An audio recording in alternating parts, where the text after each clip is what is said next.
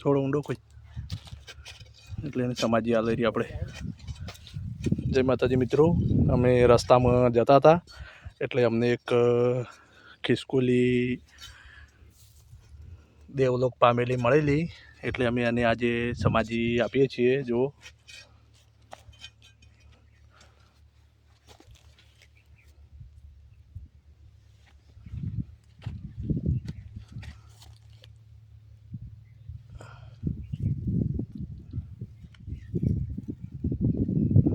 ઓમ શાંતિ. ભગવાન એની આત્માને શાંતિ આપે.